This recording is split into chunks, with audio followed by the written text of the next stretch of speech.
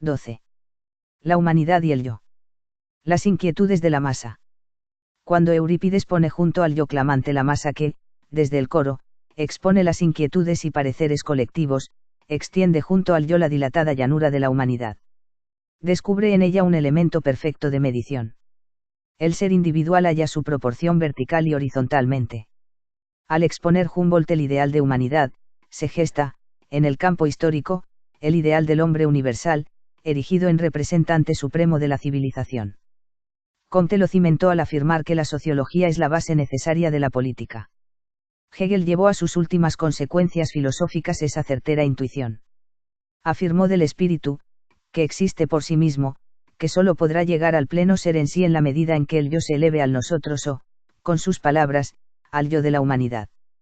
El racionalismo postkantiano había trasladado a sí mismo su campo visual desde el individuo a la sociedad, desde el hombre a la humanidad.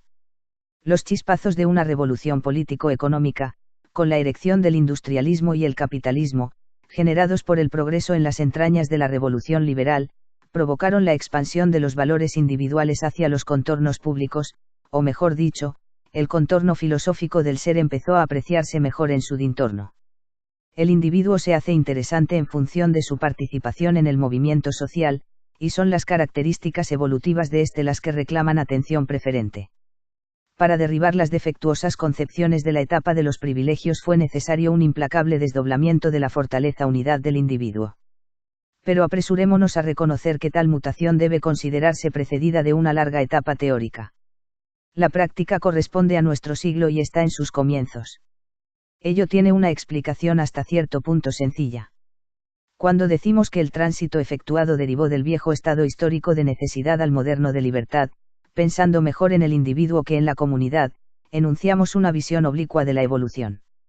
La etapa preparatoria, o teórica de realización del yo en el nosotros, fue, cabalmente, una fase apta para permitir la cesión de los principios rectores que, sin caer todavía sobre la masa, facilitaba a los nuevos grupos dirigentes el suspirado desplazamiento del poder. La libertad entonces proclamada precisa un esclarecimiento si ha de considerarse su vigencia.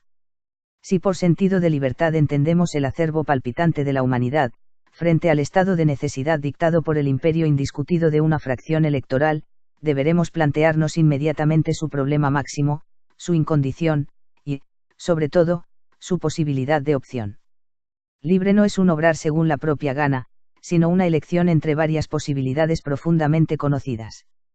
Y tal vez, en consecuencia, observaremos que la promulgación jubilosa de ese estado de libertad no fue precedido por el dispositivo social, que no disminuyó las desigualdades en los medios de lucha y defensa ni, mucho menos, por la acción cultural necesaria para que las posibilidades selectivas inherentes a todo acto verdaderamente libre pudiesen ser objeto de conciencia.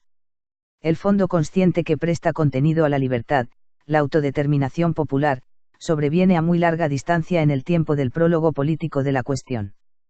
Cuando el ideal de humanidad empieza a abrirse paso, cuando la crisis de los hechos produce la revolución de las ideas, advertimos que los antiguos enunciados no ensamblan de un modo perfecto con el signo de la evolución. Son esbozos, o reflejos imperfectísimos, de un ideal mucho más antiguo, el griego.